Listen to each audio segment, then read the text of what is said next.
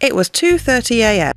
and after a crazy night in town, Scott, a trendy and popular cat from mainstream village, had stumbled off on his own and got lost.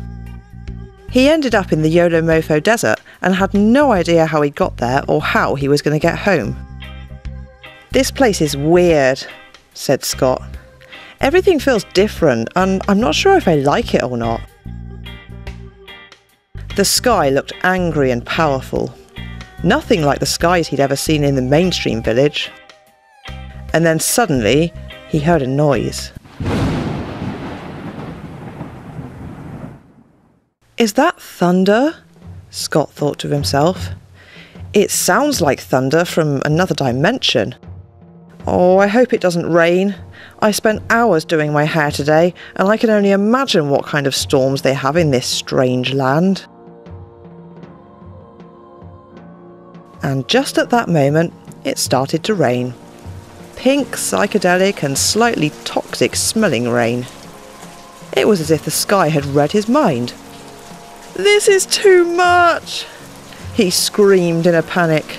"And there's nowhere to shelter for miles." The rain continued. It became heavier and heavier. It was relentless as it hammered into the Yolomofo sands and splashed messy toxic stains all over his brand new designer shoes. Scott was having the worst time. "This night is well and truly over," he cried.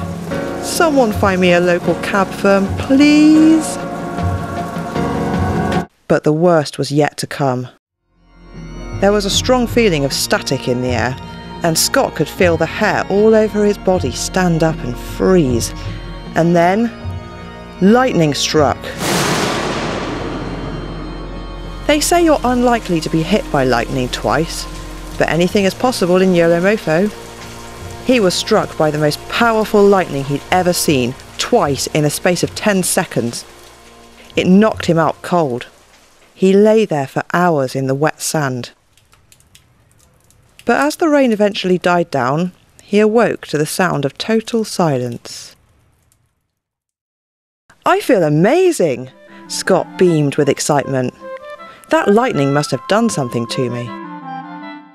He looked at his reflection in one of the puddles below and gasped in shock. He had become a unicat. He no longer cared about his hairdo or his expensive shoes that were covered in wet sand. He didn't care because he felt powerful and unstoppable and ready for anything. "I think these skies have blessed me with magical powers of epic proportions," he said. "I can feel it in my pores.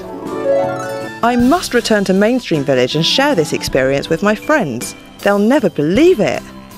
And as the sun came up, he hopped onto the first trainbow back to Mainstream Village to spread his newfound wisdom.